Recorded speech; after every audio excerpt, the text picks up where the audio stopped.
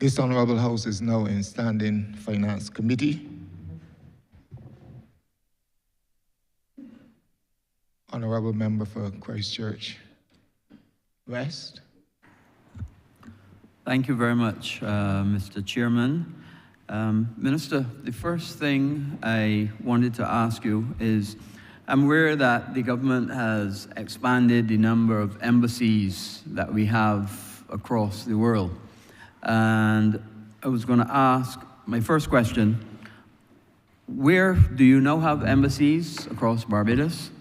Across the world, sorry, that Barbados has? And what successes have you been able to accomplish or achieve by virtue of having this increased or improved number of embassies to reach out to the world? Good morning, Senior Minister. I will allow my Permanent Secretary to enumerate the embassies that we now have. Let me just speak to you on the policy matter. The purpose of the embassies, as I have said, or the diplomatic missions, is to expand Barbados's presence or diplomatic footprint. It is a turn of phrase that I like to use because essentially what we are saying is that the presence, the voice, the interest of Barbados is being now represented in a foreign capital in a better and more meaningful way. It is also done for the purpose of advancing what is a one-country team approach. And in all of these missions, we are, to some extent, cooperating and collaborating with the Ministry of Tourism in order to promote and present Barbados's tourism product and to project Barbados as a destination of choice. Equally, with respect to industry, we are promoting and projecting Barbados as a destination from whence a number of useful exports can be, or in the case of the host country, imports can be derived. And similarly, in terms of culture, and you name it, we are doing that. Above and beyond that, there's also the question of our public health interface. And also the agricultural sector. We work with missions or through missions in order to ensure that we are able to attract, in some cases, the specialty skills which we need. And I use the public health system, the agriculture system. The mission in Ghana has been tremendously helpful to us in the context of nurses which have come into Barbados, and there is a cohort here of over 200 right now. We have done the same thing with Cuba.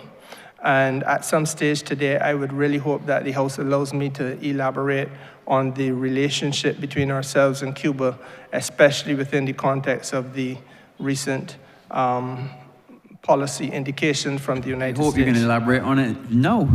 Well, it did not arise directly from your question, but that would be my second question. Okay, well, we'll deal with it at your second question. And then equally, Minister, I use the example of agriculture. There are obviously a number of requirements in the agriculture sector, and there are a number of innovations that the government is trying to project and promote in order to make our agriculture sector a lot more self-sufficient and equally a lot more efficient. And so therefore relationships between ourselves and neighboring CARICOM countries like Guyana and Suriname, relationships with the Brazilians and the mission in Brazil has been tremendously helpful. As recently as this morning, I got a briefing from PS on some developments which are taking place between ourselves, Brazil and Suriname. We yesterday would have received immediately after cabinet. I don't know if you observed, the Prime Minister and myself went into a meeting, and that was a delegation which was here through the European Union, but through Norway. And the purpose of that discussion really was about ensuring that new technologies can be implemented into the agricultural sector so that we would be using containers and such like for the purposes of the growth of certain types of vegetables and fruits in Barbados. So that there are a number of purposes that the missions are serving all at once. And it is simply a matter of making sure that our presence is felt, our interest is there, or is represented there, and equally that we are able to promote some of the fundamentals that we consider to be top priority for Barbados while we are in those marketplaces. Yes, you please. Thank you very much and good morning to all. We are present in North America, Canada, and the United States. We've got a High Commission in Canada good as morning. well. Joy Ann Skinner. I hate to interrupt you. I'm sorry. I'm Joy Ann Skinner, Permanent Secretary acting in the Ministry of Foreign Affairs and Foreign Trade. Thank you. My apologies. Continue in Canada, we've got a High Commission at Ottawa and a Consulate General at Toronto. In the United States, we are accredited to the government of the United States at Washington, D.C., and we are also present at the level of Consulates General in New York and in Miami. And we've got a permanent mission to the United Nations also in New York. Outside of that, in Central America, we are in Panama, at Panama City. We are also in South America, in Venezuela at Caracas, and in Brazil at Brasilia. In the region, in the Caribbean, we're also present in Cuba at Havana. Across the water, we are in the United Kingdom at London with a High Commission. Our recently opened embassy in Ireland is at Dublin. On the continent of Europe, we are in Belgium and in Switzerland. In Switzerland, we are at Geneva, and that is serving both an embassy to Switzerland, as well as a permanent mission to the United Nations and other international organizations there. In Africa, we are in Ghana with a High Commission. It's at Accra, the capital, and in Kenya, we are at Nairobi, also with a High Commission, but we're also serving as a permanent mission to the United Nations offices there in Nairobi. In the Middle East, we are in the UAE at Abu Dhabi with an embassy, and in China at Beijing with an embassy to the People's Republic of China. Thank you very much, Minister MPS. Clearly a much expanded list than we had before. And I'm sure that we are obviously seeing the impact. Obviously, as heads, you saw even members from UAE and at ministerial level, we're here at heads. So it shows that we're bridging those south-to-south relations. You'd mentioned Cuba, and so did your minister. So I want to go back, Minister, to Cuba and say, based on what you've been able to do and having the embassy there, what benefits have been derived for the people of Barbados for having that embassy in Cuba? Well, it's a tremendous benefit because we have had a long history of collaboration with Cuba in terms of almost every discipline that government knows. So, for example, disaster management relationships, they have tremendous expertise in disaster risk mitigation, that type of stuff. There has been, as I indicated before, the medical support which the Cubans have provided to not only us, but to this region, and I will come back to elaborate on that a little bit more.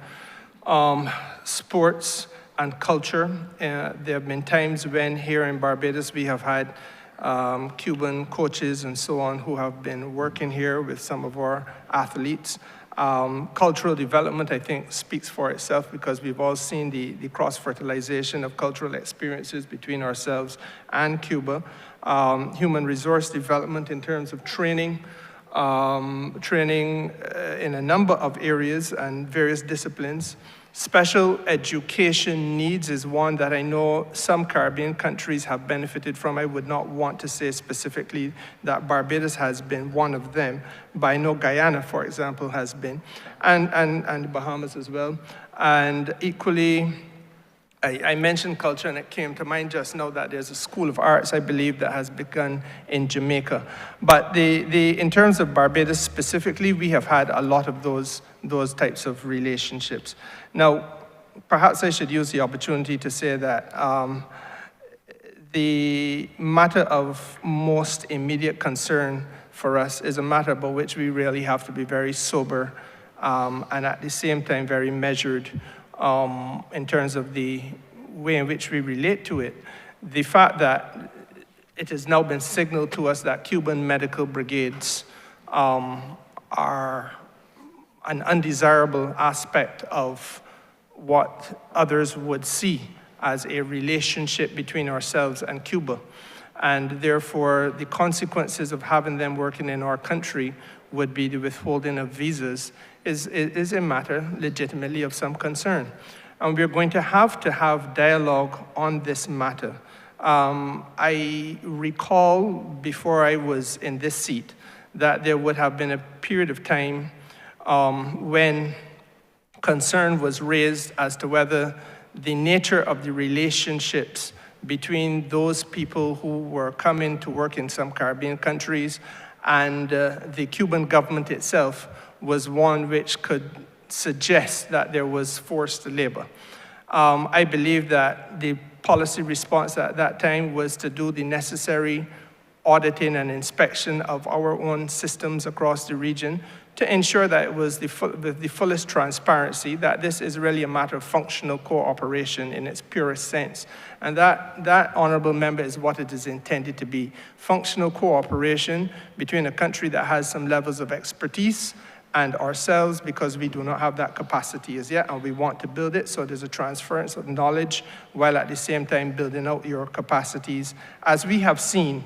Now, in COVID, for example, that was not just expertise and transfer of knowledge, that was actually technical assistance, because you, like me, and most of us in here would have benefited from time to time of Cuban nurses doing the testings and so on, and working in our medical health system.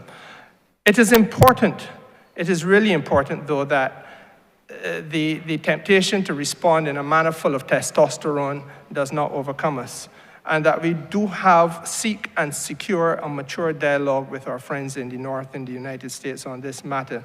The consequences have been already started to be explored by some of us at foreign minister level in the region. We had a meeting as recently as this morning.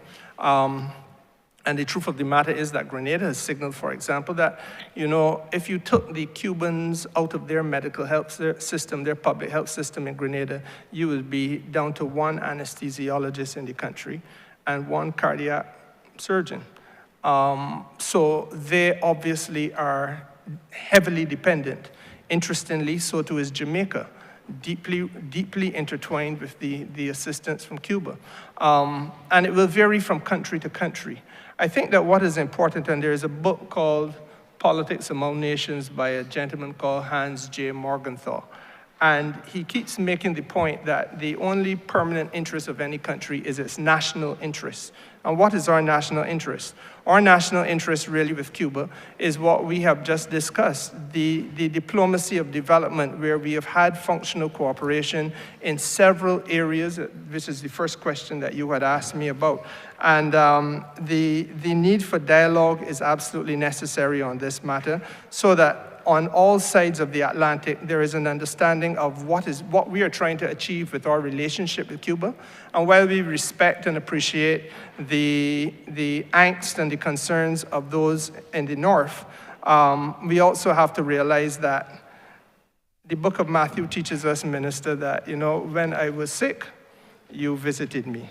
And when I was hungry, you fed me. And when I was thirsty, you gave me drink.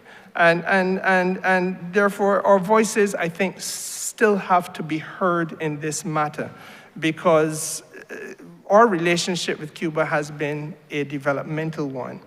And frankly, when others closed their doors to us, the Cubans opened theirs.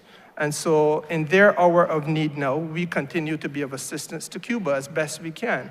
I'm going to invite the Director General to share some of her own perspectives because she has actually served on the ground in Cuba.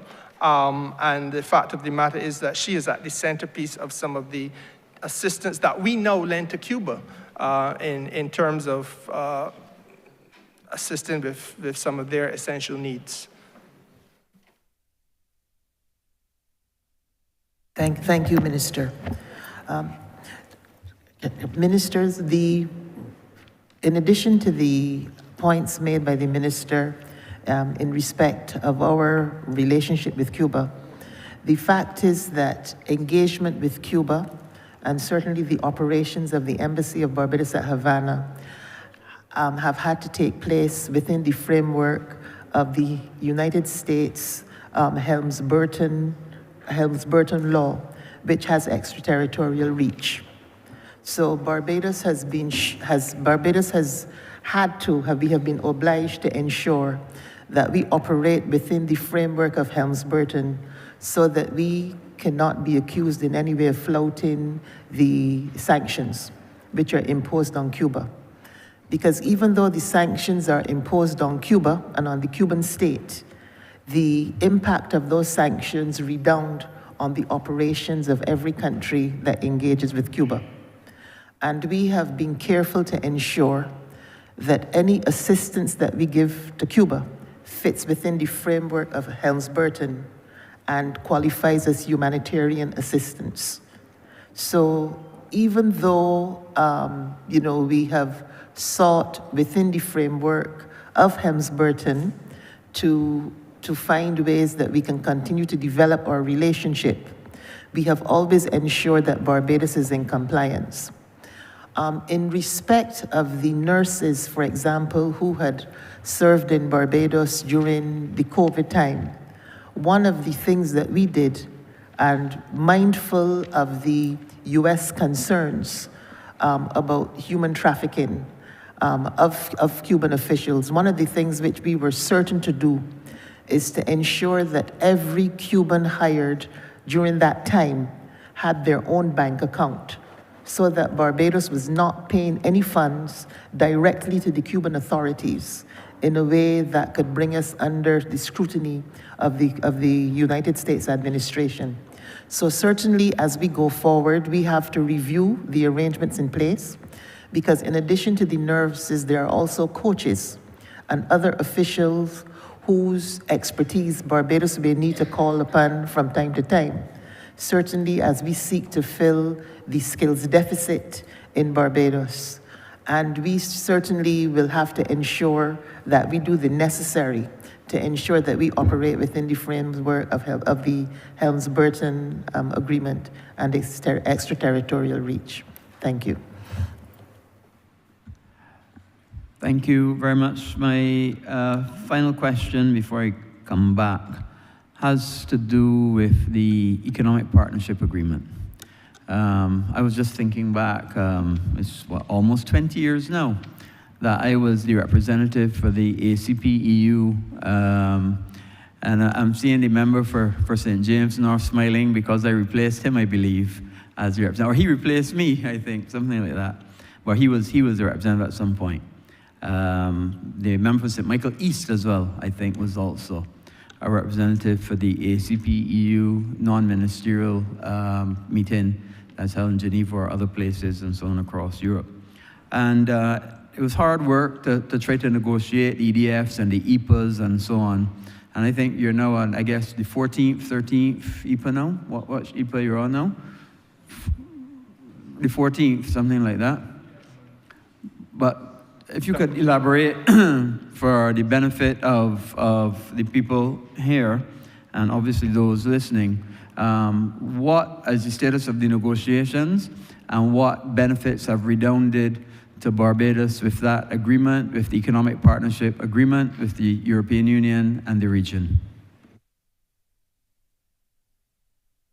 Minister, you have been overtaken by the events.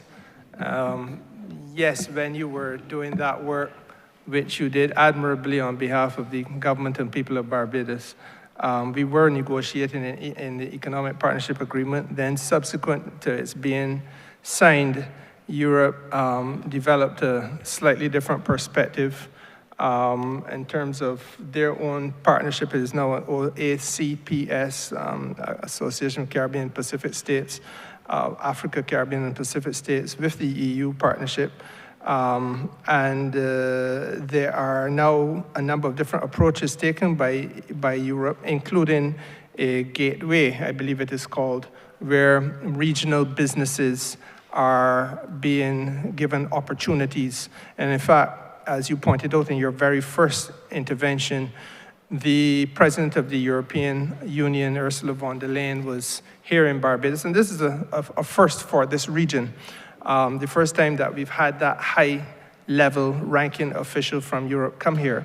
And part of what she wanted to do was, within the same principle of the Global Gateway Initiative, extend to us opportunities to supply Europe with energy, green energy. And so therefore, the need now to take the renewable energy capacity that we have, translate it into ideally green hydrogen, because that is the way in which it could be transshipped. And Europe, again, provides us an opportunity. It opens its door for us to be able to sell to them such energy as we are able to generate. In addition to that, we had a partnership, another aspect of the agreement which was signed in Samoa, and I'm trying to remember when it would have been November or so of 2023.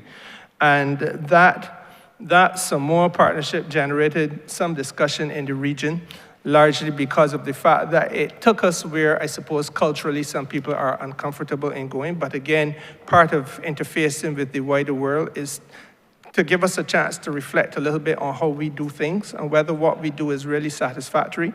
If I recall correctly, one of the areas of greatest concern was the desirability expressed by the Europeans and signed on to by the vast majority of having our young children be exposed to education in schools about their sexual reproductive rights. And again, as a parent of a young child, I believe that that is something that we need to seriously look at, because what we fail to recognize is that around the world, and let us not fool ourselves, to some extent here in the Caribbean as well, there are those who will have a very predatory posture towards young people, underage boys and underage girls. And unless we try to set up some guardrails and to help them to start to think at an early age about what they may or may not be getting themselves involved in, understanding choice, understanding what permissions mean and how permission to do anything can have its consequences. Those are conversations which we really do need to have, and that is part of what that discussion and that arrangement was about. In the context of wider trade, we have been ongoing with the Europeans. I believe that the arrangement with Europe continues to grow. I have said on the first day that we had the ministry in this well, that I have a challenge, and I think the challenge is sometimes that we are a little bit too complacent. I go back to the point of mutual accreditation agreements. You, Minister, are a professional in your own right and have practiced outside of Barbados, as have I in my own profession.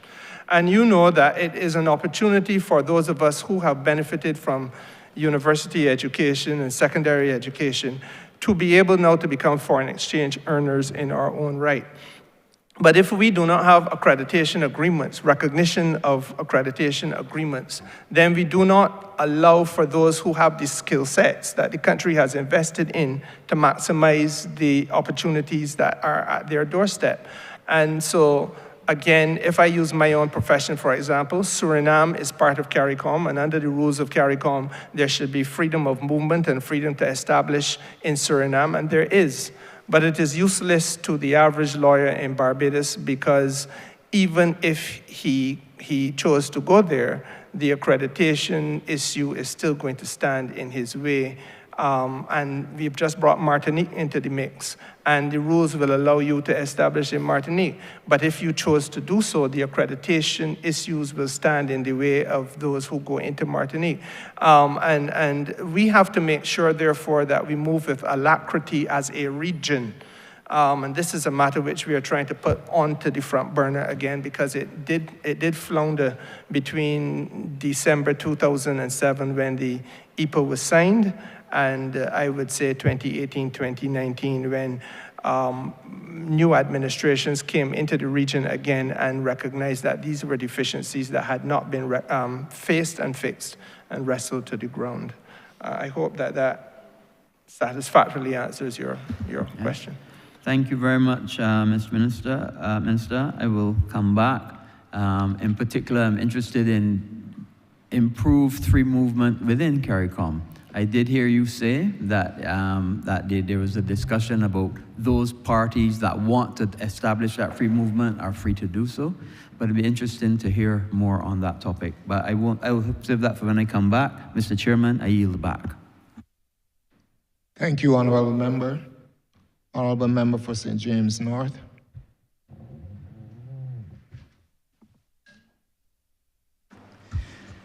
Thank you, Mr. Chairman, and good morning to all. And since the Honourable Senior Minister for Christchurch West ended on ACP EU, which is what I was going to take up on, it just would make an expanded statement from what Honourable Foreign Affairs Minister said. The Samoa Agreement is in effect signed on the 15th of November. There was some pushback from some religious organizations urging Jamaica and Trinidad and the other islands who had not signed when we signed on the opening. But all the Caribbean countries, essentially, maybe one or two exceptions, I think only one, but all the CARICOM countries have signed. Trinidad signed, and Tobago earlier this year. Sorry, about April last year, Jamaica signed as well. There was also pushback from what the Foreign Affairs Minister said on sexual and reproductive health, on abortion issues. And that was not an issue for us because we have had abortion, termination of pregnancy legislation in Barbados for over 40 years. A lot of the CARICOM countries don't have that as yet. So we had absolutely no problems in signing that. But Honourable Minister, Senior Minister, I want to give you the opportunity to speak as to where the world is at in terms of the initiative which emanated from us, from the Honourable Prime Minister, 3 years ago, the Bridgetown Initiative, and we're hearing about Bridgetown Initiative 3.0. So I want to give you the opportunity to tell this Parliament and, this country, both here and abroad, where that initiative which emanated from our government, our Prime Minister, our country is at. Thank you, Honourable Member. And let me take the opportunity to thank you for the work that you now do in the capacity that the Honourable Senior Minister who preceded you had done with the European Union. Honourable Member, Mr. Chairman, I call to mind an observation which had been made, I believe it was loosely made in a speech, that when they came for the communists, I did nothing because I was not a communist. And then they came for the trade unions, and I did nothing because I was not a trade unionist. And then they came for the Jews, and I did nothing because I was not a Jew. And eventually they came for me, but there was no one left to speak for me. And that really is how it is with the question of the planet. There are those who have chosen, out of either convenience or to turn a blind ear, or convenient a convenient eye on the situation as it confronts our planet. I think we are fortunate, Mr. Chairman, to have a leader of government that has not chosen the pathway of least resistance or to recline herself on a cushion of comfort, but has rather chosen to walk on a bed of nails and ask the world as a whole to consider the reality of what is happening to the planet, especially as it impacts on small states. That she has done so has seen some fruit, because right now the Prime Minister of Barbados has been selected as the leader of what is called the Climate Vulnerable Forum. It is a global partnership of states which are disproportionately affected by climate and by the climate crisis.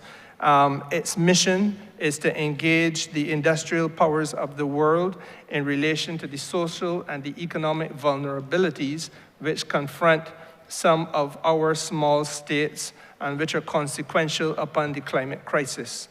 Barbados raised its voice on this matter because we believe formally, or I should say fundamentally, that there is and there should not be a clash between a choice on one hand of what you do to protect the interests of your people, and on the other hand, what you do to protect the interests of the planet. And that is what gave birth to the Bridgetown Initiative, which is now in its second or third iteration.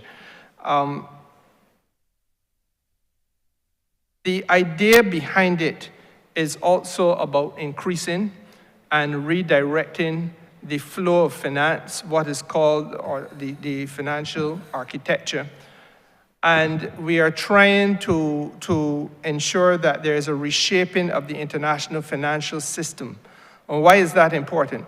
It is important because you want to make sure that the globe as a whole now understands that there is a connection financially between the planet within which we live and the way in which countries, especially those who are the most vulnerable, are predisposed almost, but certainly affected by the way in which some of the climate changes impact upon us, and we are disproportionately affected in that way.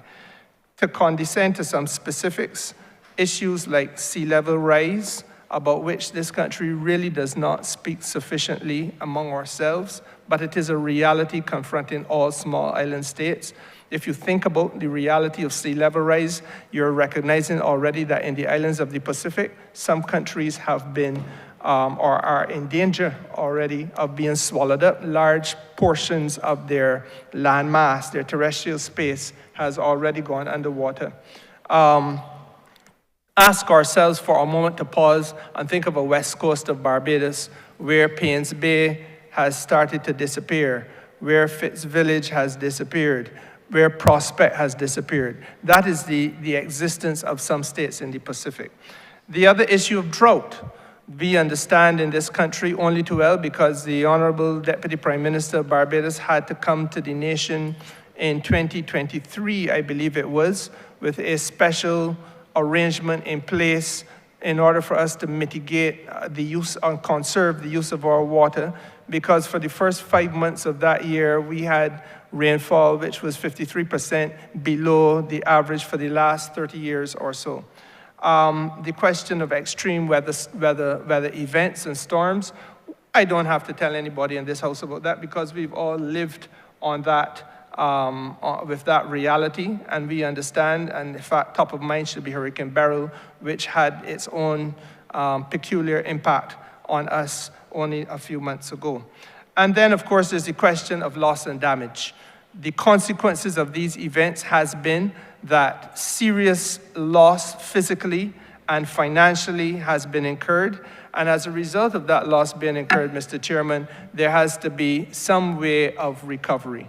Now, what has been the successes of Barbados raising the gaze of the world to these issues and the voice of the Prime Minister being a leading voice in this matter?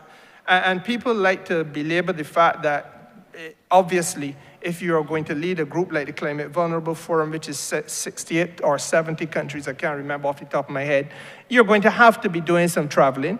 You're going to have to be doing some negotiating. You're going to have to be doing some advocacy and some lobbying. It can't all be done from Bridgetown, Barbados, though we have brought several people here to Bridgetown, Barbados to see firsthand, for example, the way in which our West Coast and our other aspects of our country are being reshaped as a result of the climate crisis. We've had successes.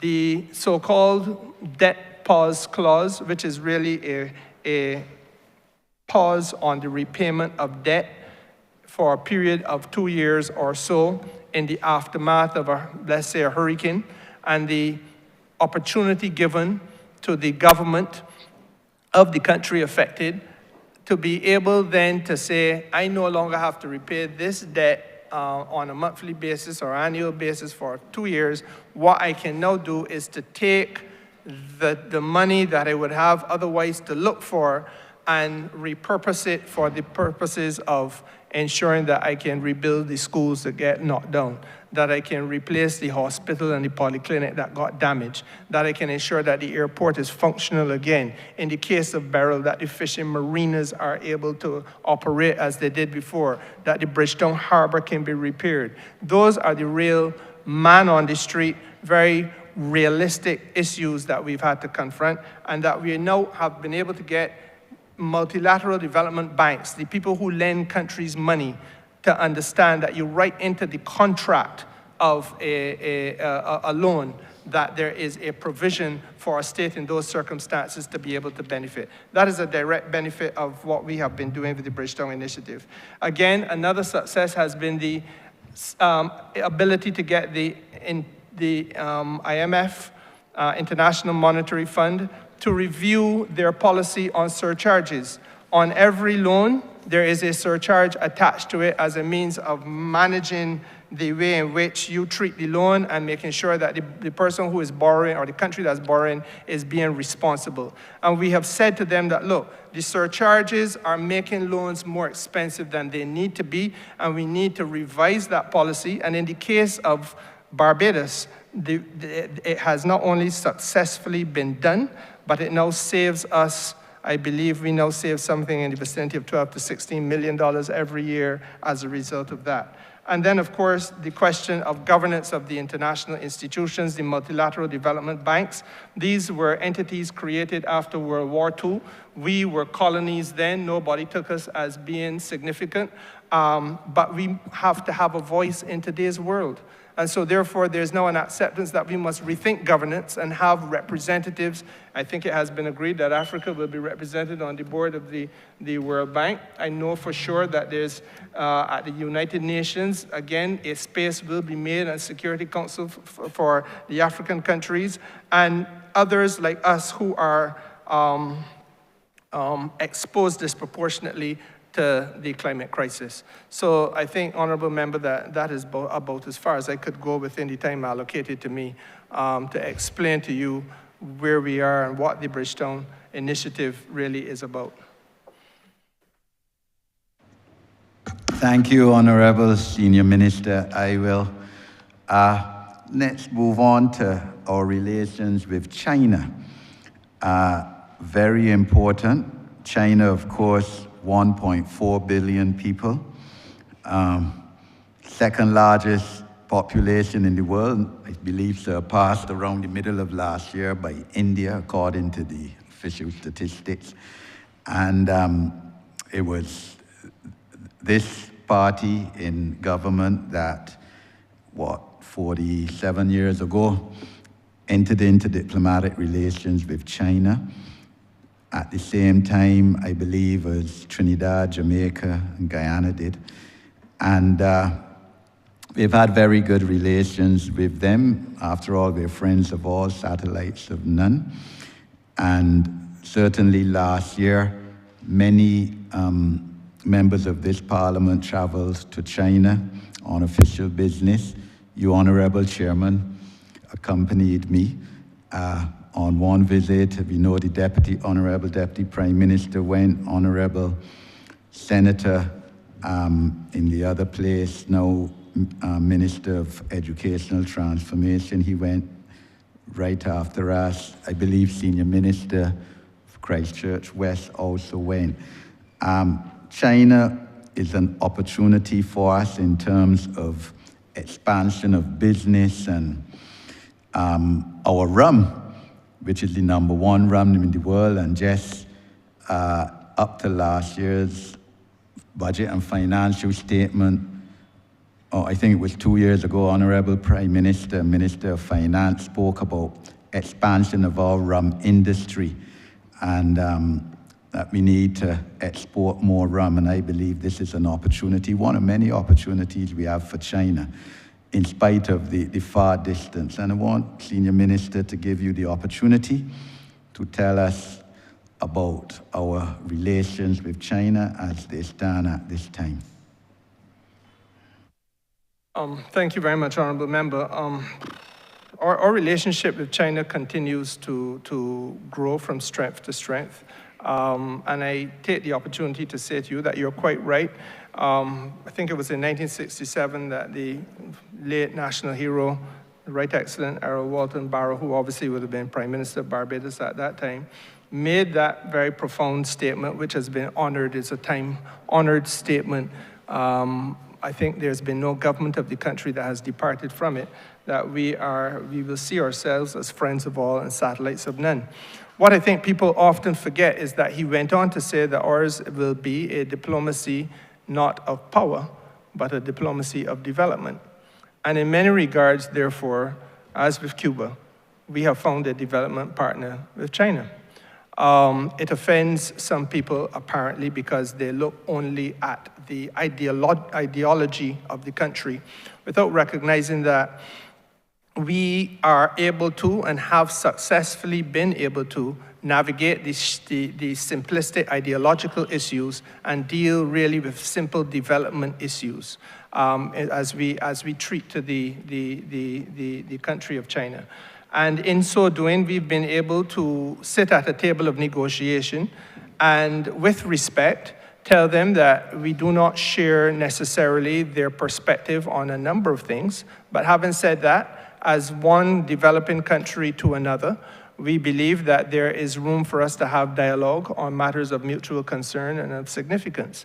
I'm happy to say that with this administration, China was very pleased as they themselves came to realize that the smog which would have been in Beijing and the burning of coal and so on, which for an industrial nation is not necessarily the most efficient way to go forward, was not necessarily either the best way of doing business for them. And they were quite pleased to recognize that we have an ambition, which is to see ourselves entirely fossil-free, dependent on fossil fuels by 2035. And so therefore, issues then of mutual significance and importance become easy to discuss. Renewable energy. And as a result of that meeting of minds, entirely free of ideology, entirely free of ideological constraints and constructs, we are talking now about simple development and what is the most efficient way of taking a country forward. China has decided that it will move full speed ahead in the sphere of renewable energy and has now become one of the leaders in the world in terms of its production and output of renewable energy vehicles. I believe that there are a few members of this cabinet who now drive some of those renewable energy vehicles which have been imported into Barbados. Equally, they have assisted us in terms of low-cost financing because of our own developing country status to be able to access a fleet of electric buses, which I think is not a strange development to anybody in this place. And that fleet is being expanded. I believe that there is another there are 59 electric buses on the roads now, and there are another, I don't want to hazard a guess, but I think it is roughly 60 odd that are supposed to be here in early May, I am advised. In similar measure, we have been able to last year we visited, or was it year before? We visited Beijing met with President Xi Jinping himself and had discussions about our ambitions in terms of sports. And in an effort to collaborate with us as a developing country, China has lent substantial technical expertise and advice in terms of the design and the work to be done on a national stadium for Barbados. That work continues apace, and we are still very much engaged with the Chinese on the national stadium, which will obviously place our young athletes and indeed our more senior citizens in a position to ensure that we have the very best of not only sports, but personal health care as well. The education sector has also benefited. I believe that at Duke's there is a food processing or food skills center which is being built with the assistance of the Chinese and also at Hope as well. And this is a collaboration between our Ministry of Education or the University of the West Indies, Cave Hill campus here in Barbados, and the government of Barbados with the government of the People's Republic of China.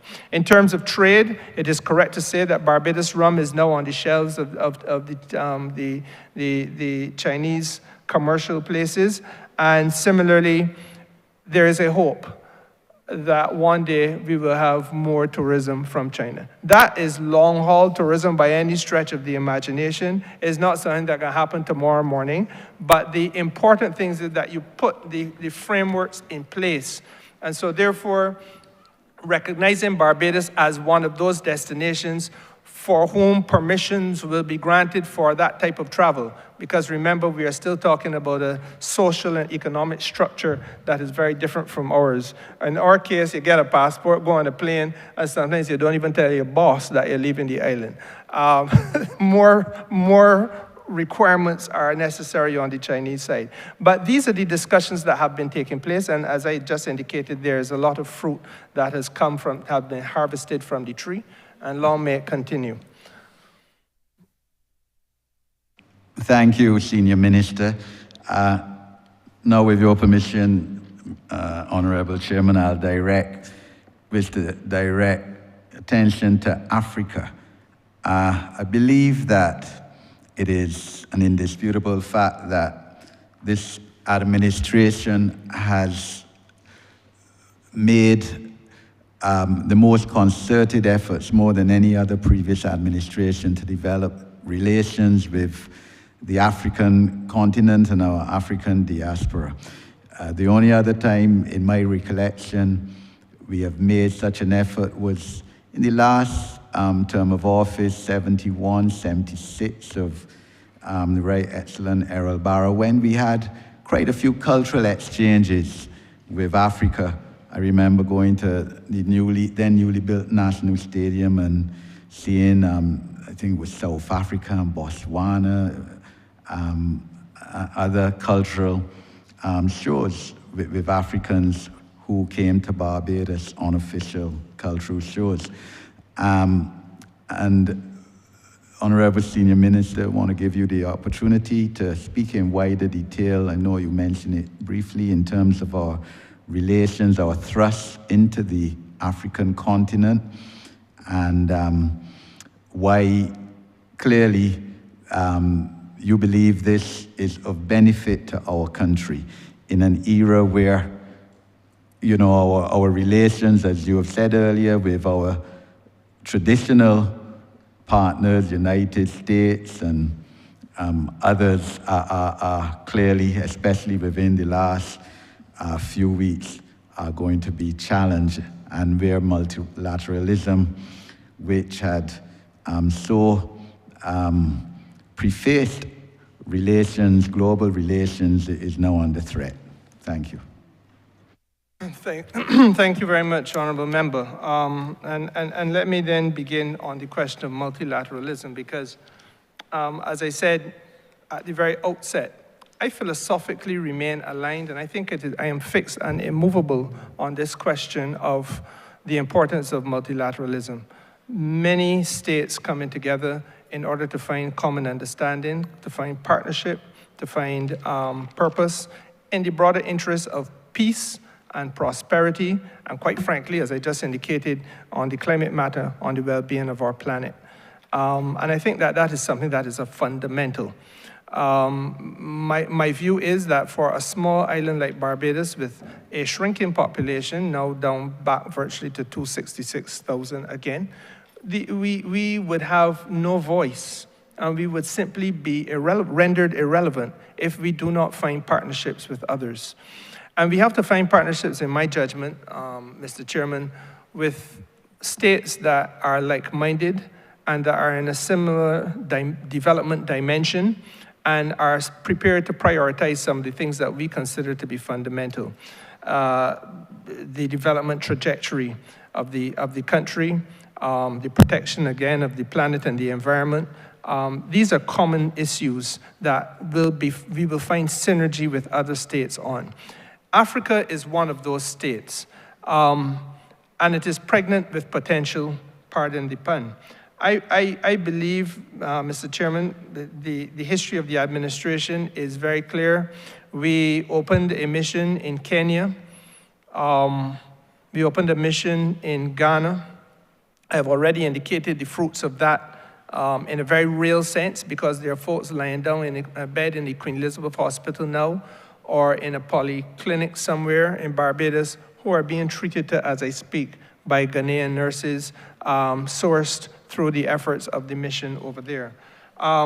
Success, we have been recognized by Africa in the context of being the sixth dimension of the African Union, so that the advocacy and the outreach and the partnership has now come to a point where the African Union sees itself not only now South Africa and West Africa and East Africa and Central Africa and North Africa, but also seeing the Caribbean and the diaspora and the leadership in the Caribbean as the sixth dimension of the African continent. That in itself will bear more fruit on the 7th of September this year, because there will be the first ever in-person summit between the heads of state and government of the African Union and the CARICOM heads in Ethiopia on the 7th of September of this year. And obviously on that agenda will be issues of mutual concern. How do we treat to the question of the planet and climate? How do we treat to the question of reparations? And also more economically advantageous issues to us in the context of commerce and commercial development. Mr. Chairman, the Honourable Member has asked a question which now begs me to go even further. We have to recognize that this country, and by extension this region, is short on skills. And there are some skill sets that are absolutely necessary if Barbados is going to continue to work the way Barbados is expected to work. Right now, the Kenyan High Commissioner should be on the ground in Ethiopia, or if he's not there yet, will be there soon, engaging with the Ethiopians on issues relating to those skill sets, because we are trying, as we did with the nurses in Ghana, to be able to source skills out of Ethiopia as well. And what are some of those fundamental skills? We keep talking about renewable energy and our renewable energy effort, but we do not have the technical expertise in terms of electrical engineers, electricity generation specialists, but we must do electricity generation planning. The Honourable Senior Minister with responsibility for infrastructure needs to have electrical generation planning capacity and transmission planning capacity if this country is to be satisfactorily serviced in terms of our renewable energy effort. Equally, economic statistics are exceptionally important. You can't manage an economy saying, I feel that so-and-so is the case, or so-and-so used to happen, and it should happen. There needs to be precision. You need to have those people who are specialized in economic stats and social and demographic statistics. That is necessary for the functioning of the Barbados Statistical Service. We are trying to source those skill sets. Again, a basic requirement, math teachers. They are needed in the Ministry of Education. And you don't walk down every street and butt upon somebody who can be or is a specialist math teacher. We know that this government has had to endure hacks in some of our sensitive installations and institutions, cybersecurity specialists. So the conversation is being had in Africa to source some of those skills. It is being had with India to source some of those skills. There will be a High Commissioner from India on the ground within 2 weeks' time, and the dialogue with him specifically is going to be along the same lines of skills, servicing some of the skills deficits that we have in Barbados. So, Honourable Member, I say to you that that is the way in which we see Africa.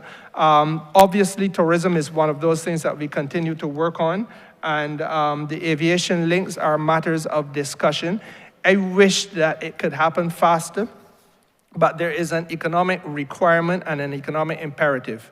And anybody who is really serious about this accepts it. Above and beyond being able to thump our chest and say a plane has arrived, we want to keep a route serviced. We want to know that the plane can be filled when it leaves Barbados and go back to Africa, and we want to know it's going to be filled from Africa to Barbados.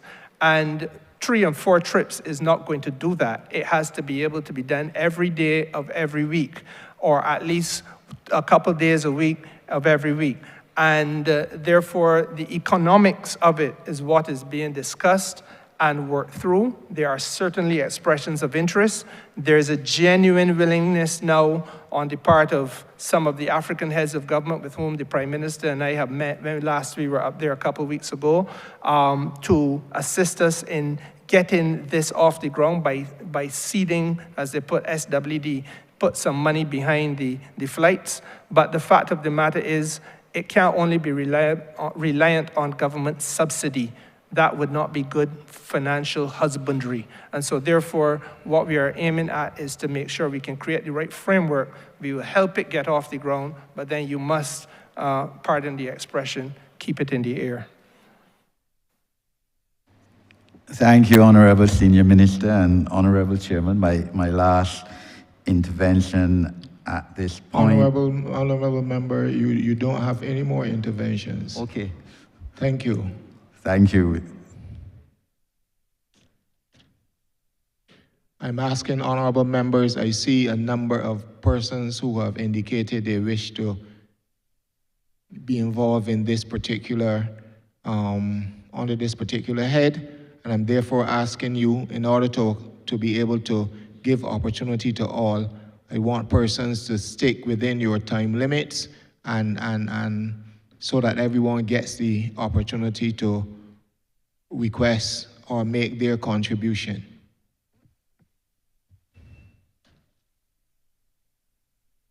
Christchurch West Central. Thanks, Chair. I want to engage you, Minister, with what I call a real conversation today. There is a lot of what I would call mesospheric noises in Barbados about travel, whether it be the prime ministers or ministers. And I want to say on record that the cost associated with travel hasn't really changed over the last 20 years. I want to say on the record that that's a fact. And what I want to say, though, because it is not only the cost, but it is the returns. We know in the international sphere that Barbados has been able to benefit from its international appeal. You heard about the New Deal as it relates to debt for nature swaps. You've heard about the new climate swap that will obviously help us in terms of our water shortage that we are experiencing as the 15th most water scarce country in the world. You heard about grants from Jeff funding. In my ministry, there is the Regional Soil Care Project that we are doing with grants from Jeff, $2 million.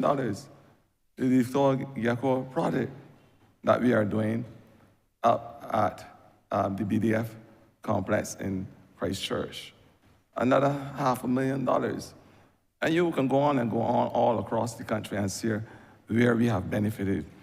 You spoke earlier about the Bridgetown Initiative 3.0, which has basically disrupt the financial disadvantageous architecture as we know it, so that not only Barbados, but other developing countries can benefit from having loans at concessionary rates, 4%, 2%, whatever, so that we would not be disadvantaged, recognizing, of course, that we contribute very little to the climate change, but we are faced with the harshest and most adverse reactions from it.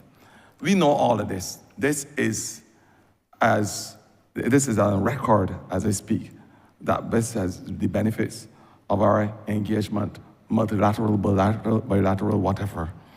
My question is that the man from Silver Hill, in the good fulcrum and epicenter of Christchurch, house from the same Silver Hill area, he wants to know, as a shopkeeper, albeit that we are talking about all these international things and the dimensions that we have changed since we come to government, he wants to know how it benefits him. The little vendor in his village, she wants to know how does that engagement, albeit all of the, as I said, the noises, how does that benefit her so she can have more disposable income to buy product? The jet ski operator in whole town, he wants to know that as well. The guy who is doing the leather work in all his things, he wants to know it. The question I want to ask, how does our engagement benefit the man, the small businessman, the man on the streets, those persons who we will call the blue-collar workers that are indeed in need of this trickle-down benefits? Thank you. Thank you very much, Honourable Member. Honourable Member, the tone and tenor of your question suggests to me that you are reflecting on the the comments which were made by the Leader of the Opposition about travel when he was here on participating on the day that this aspect of this debate began. He then threatened that he would have a number of questions for me arising out of travel, but of course he has not presented himself to do so, and certainly failed to do so when he was present. And I am not surprised, Honourable Member, because I do not take the Leader of the Opposition seriously on these matters. I invite you to cast your mind back. I will never forget the 22nd of October 2024, when this Parliament was engaged in a debate on a matter relating to the maritime space, I believe piloted by the Minister of International Transport.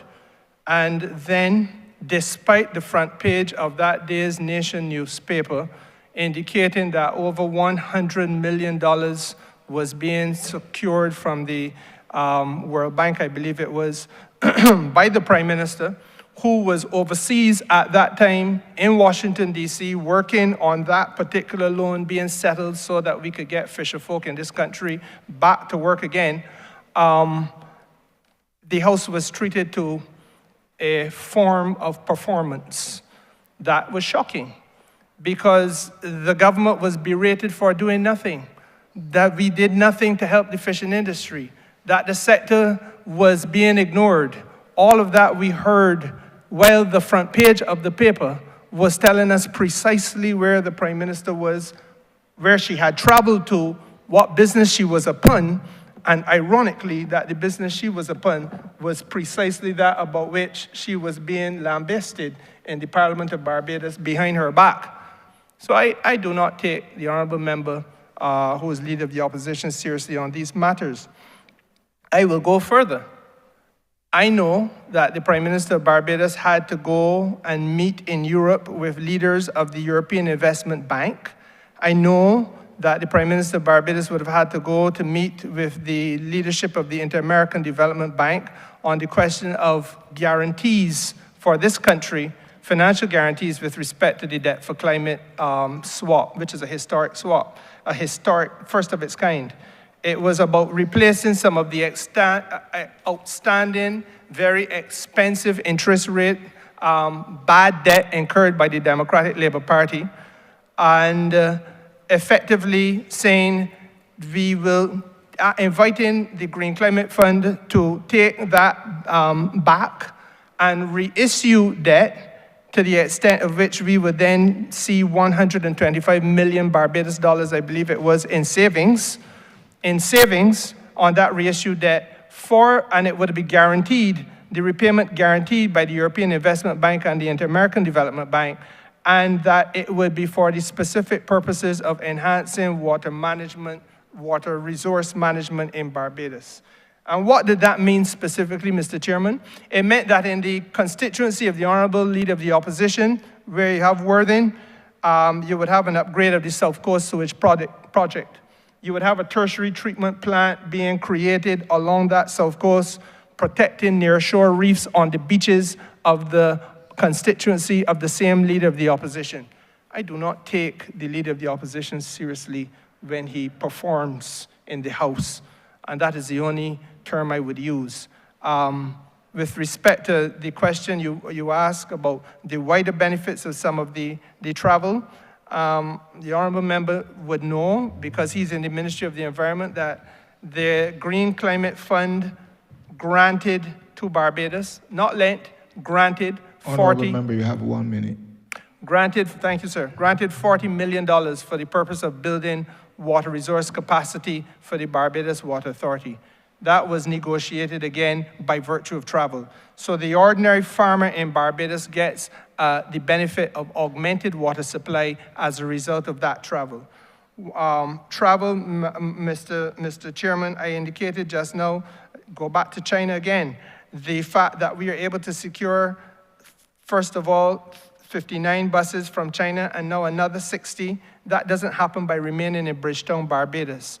The effort to rebuild a national stadium for our sportsmen and women, that doesn't happen by remaining in Barbados. I spoke about the savings we get when we have managed to meet in Washington, D.C. with the IMF in order to get them to revise for the first time their policy on surcharges on loans. That has saved this country every year at least 12 to 16 million. It doesn't happen by staying in Bridgetown, Barbados. Mr. Chairman, I could go on and on. The fruits of the effort of travel are reflected in the financial benefits that are now accruing to the country and to the people of the country and to the efforts that government agencies are making in order to have a better and more prosperous life for our people. I just want to follow up by asking you to extrapolate a little more on those tangible benefits for the small persons in this country, homeowners, business people, etc. Well, okay, let me just go back through some of them again. If I can make sure that the South Coast has tertiary treatment of water, I protect my nearshore reefs. If I'm protecting my nearshore reefs, then I'm making sure I believe that those people who are nearshore fishermen are better able to sustain their livelihood. If I'm making sure that the reefs are not destroyed by toxic chemicals, et cetera, going into the water, I am making sure that we protect the tourism industry in this country.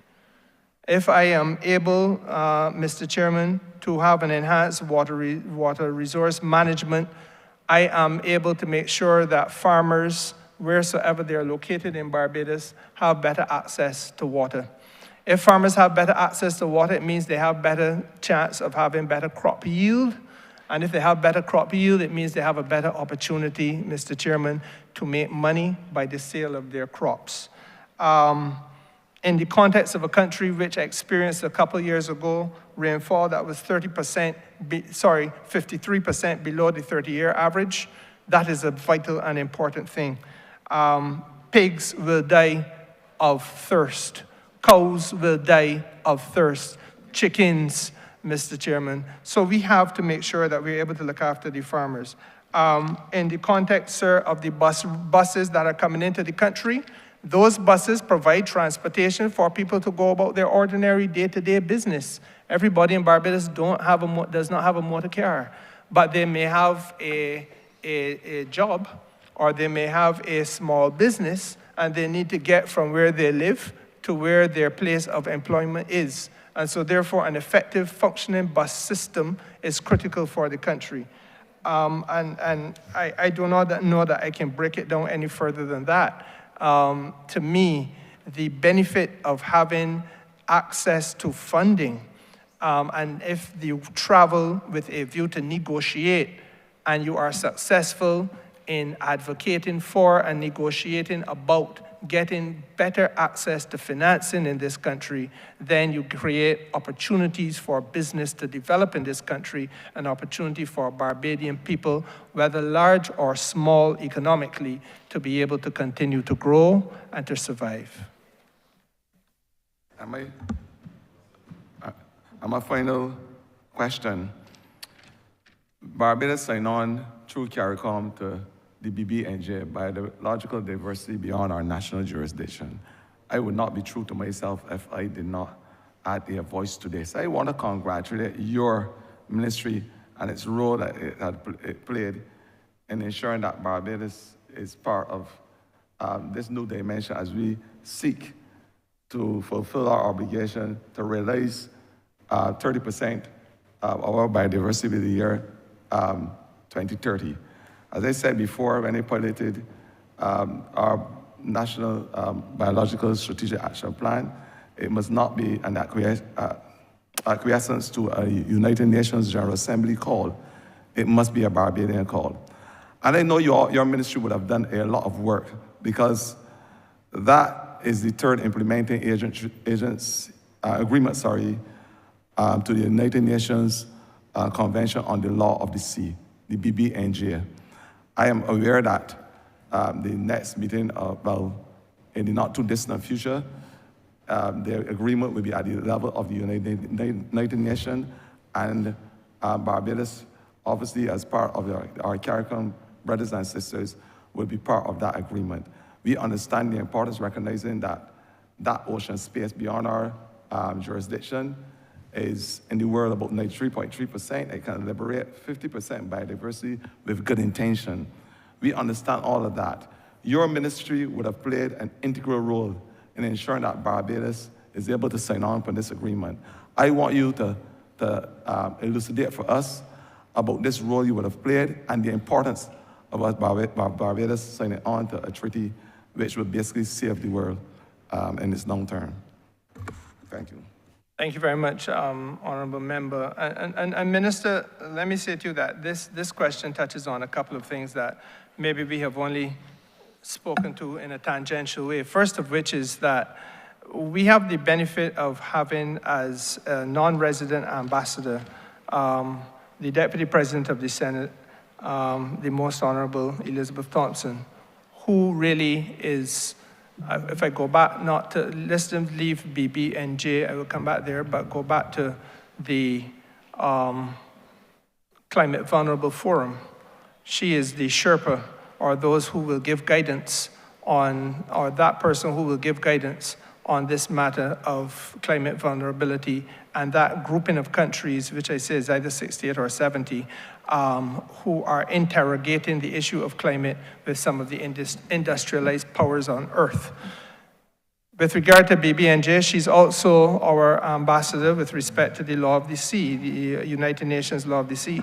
And therefore, it is through her and others in the ministry, like Senior Foreign Service Officer Tyrone Brathwaite, who I'm going to invite to speak to this matter also, that we are able to do those things that we do beyond boundaries of our national jurisdiction. You will recall, Honourable Member, at the very early start of this presentation today, I made the point that there are some considerations which are fundamental, certainly for me. I believe that we have, in the shaping of our foreign policy, to be looking at matters of not just people, but also the prosperity of the people of this country, the protection of the planet.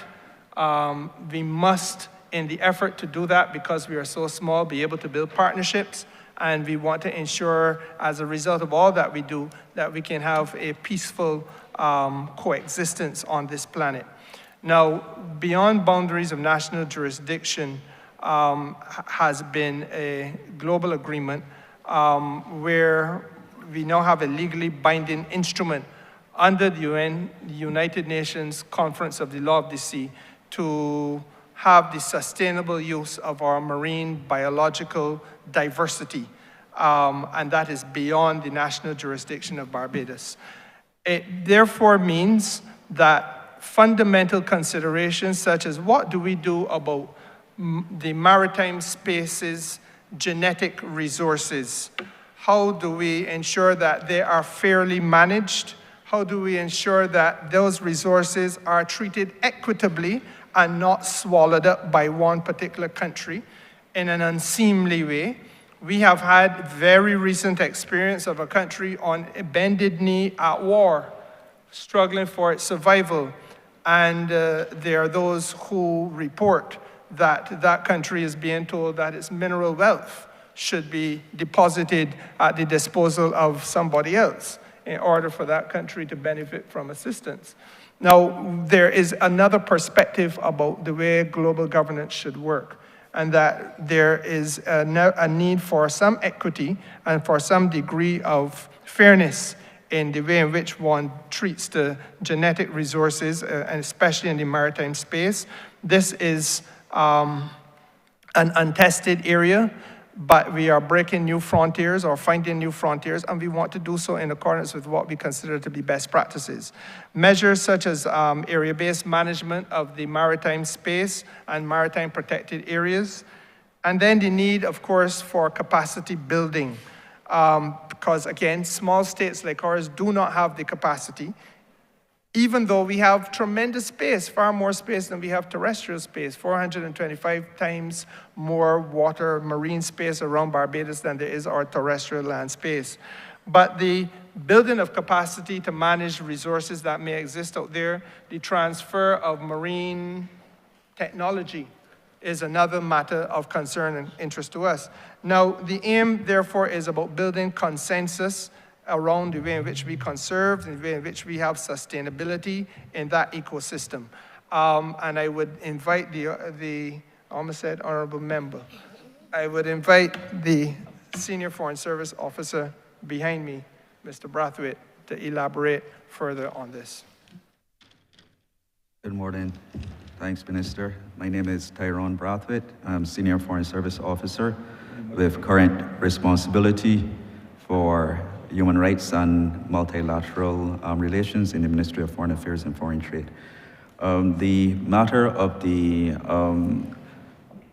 BBNJ agreement is one of significant import for Barbados, in that the oceans really represent the final frontier for large ocean states such as Barbados. The Minister alluded to the fact that our ocean space, ocean space that Barbados has jurisdiction over measures some over 400 and or well over 400 times the size of our land space. But beyond that, there is an area recognized under UNCLOS as the common heritage of mankind called the area that goes beyond, that is the area of maritime space beyond national jurisdiction of all states or all coastal states on the planet.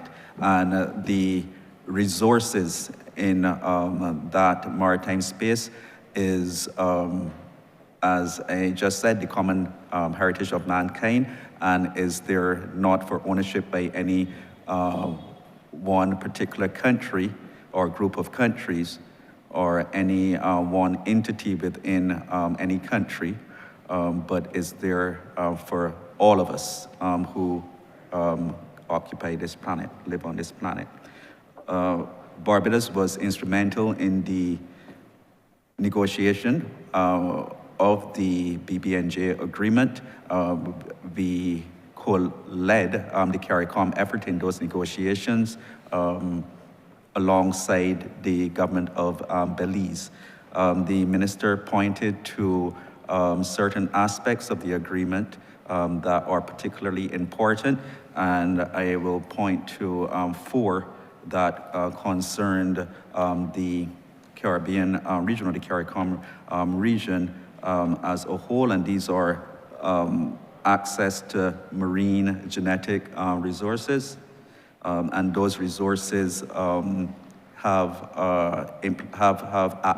potentially have application for anything from the development of pharmaceuticals to food supplements to cosmetics.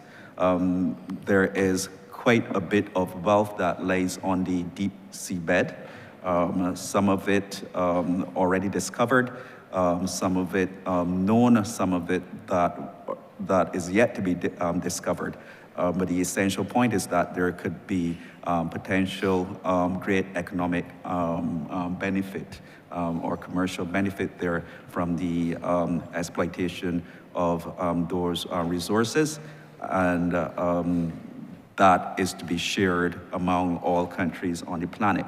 So another aspect of the negotiations that particularly concerned the Caribbean region would have been the sharing of benefits and modalities for doing that. In addition to those two, be concentrated on capacity building and the transfer of marine technology. But having said all of that, Yes, yes, sir. Having said all of that, your time is up. Of course, you could come back. So I shall wrap up then. Wrap up, thank you.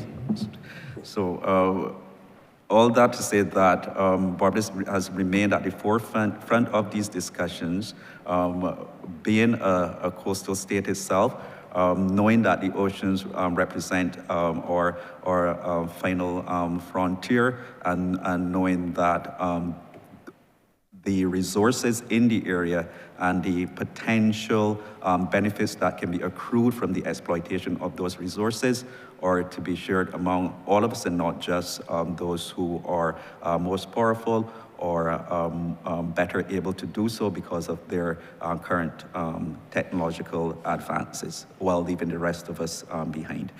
So that, in a nutshell, is it from me as far as my perspective goes from my position at my desk. Thanks. I want to thank the Senior Foreign Service Officer, Mr. Chairman, who I know does not normally like to be placed in these circumstances, but who I have the greatest confidence in that he will deliver.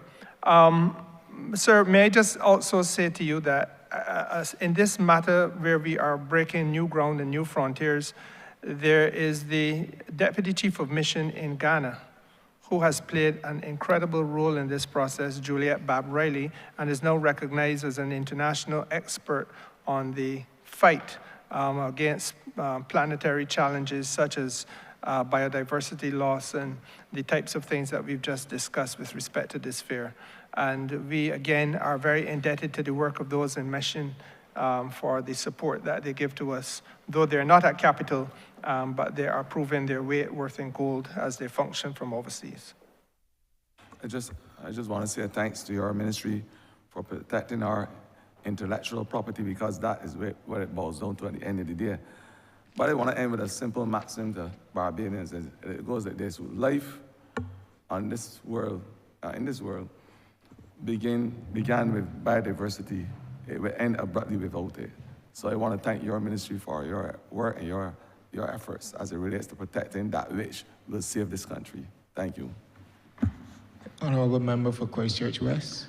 Thank you very much, Mr. Chairman. I beg to move that report progress as Honourable Speaker, and beg for leave to sit again. Second.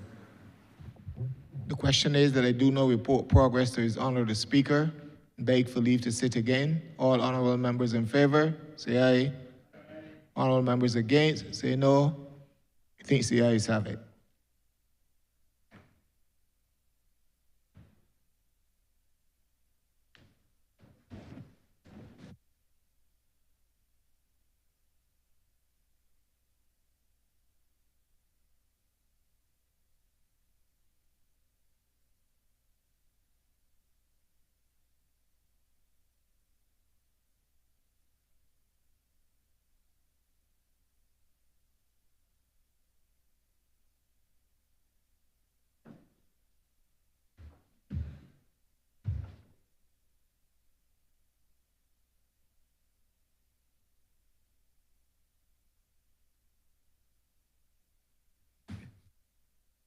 The chairman has reported progress and requests to leave to sit again. Honourable Member for Christchurch West. Thank you very much, Mr. Speaker. I beg to move that this honourable chamber be now suspended until 11:30 this morning. The question is that this honourable chamber be suspended until 11:30 a.m. All those honourable members in favor, please say aye. Those against, please say no. We think the yes have it.